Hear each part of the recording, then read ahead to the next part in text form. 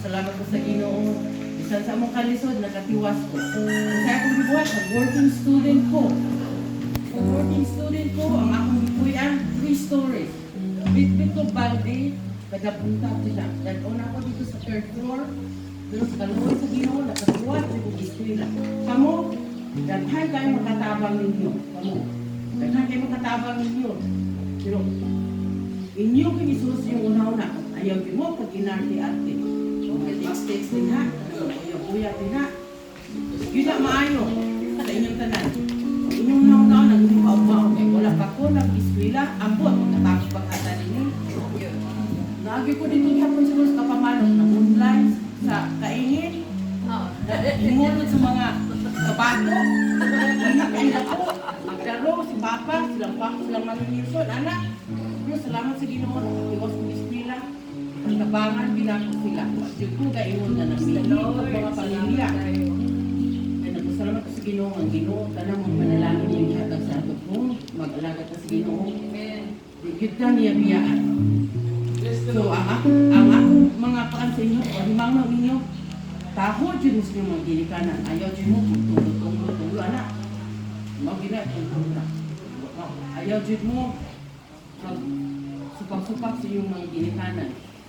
Kung wala may inyong mga buka nga, hindi niyo makaya, ayaw niyo kaya ha. Ayaw niyo kuhaan nga, nasya din ha. Gusto ko kuhaan na, pero ang inyo radyong puruhan mo, magka-eskwila din mo. Kung 4 years sa inyong kinabuhi, yung patungong college, inyo ha ginag-inunang unaon, dito sa Pilipinas, kung emigrado, digid mo ka, tiwas dyan.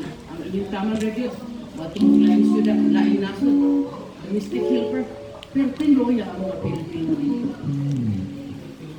Luoy kayo, mabos kayo ilang paglantang sa mga Pilipino. Sa ini, barato ra kayo ang eskwelahan dito, taninyo ha, dyan mo, makatiwas dyan mo. Makatiwas dyan mo, sa inyo ha, dyan ang panikamot, o kamura dyan ang mabulahan anak, dili ang mga Pilikanan, inyo ha, dyan na. Kaya, ako, na-discourage ko sa una pag nakaanak ko, I was 16 years old. Akong papa, kung rin ka-aimay, pero nanimuha ko mag-working ko. Nag-working ko, nakatapos rin ko. Dito ko nagpuwi lang ng Laila. Bigda ko, ako bigdaan dito, yun na, magabiin. Katri, o kaniyong ani dire. Kung lamisa nga gamay, o kanang lingkuran niya. Pero wajud ko yung nag-arte-arte. Gusto dito nga na ako yung pagkakas. Lisod kami sa una, pero si Manang Laila, nagtabang din na ako sa una. Kamay kang bala, naligo ako sa gawa. Baldi tiyo. At lang ko maligo ka para di ko makitag tao. Kuwanti, nagkano ko dito sa ubos. Kunang palingan niya tiyo sa kuwan, sa ubos sa simple.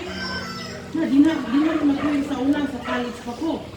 Manang buhay ka ano, pero kamot, dako na kayo, layo na kayo kahintang ko sa among kahintang ng Laila sa una. Kamot, di jud mo, pagkawala yung paglaang ko na, di mo magtahid dito sa Pilikanan. Kung ano dyan akong pahimang mo, kaya tinig ko mga ito-godinit, na naman sila yung mga pagalingan nilang kinabuhi. Kamo lang dyan mga bata mo, mga kilo 20. Ayaw mo pagkaluboy ang mga Facebook din ha, mga text. Huwag mo kabalo, mga kanak sila. Tuangan lang mo. Magbuntis mo. Mga anak mo, biyaan lang mo. Ayaw dyan mo, anong mga inanong mga lifestyle ngayon, anak. Iskuano ko. Anyway, original akong kahimaw yung iyo. Magtarong dyan sa iyo. Pagalingan. Salamat sa iyo po.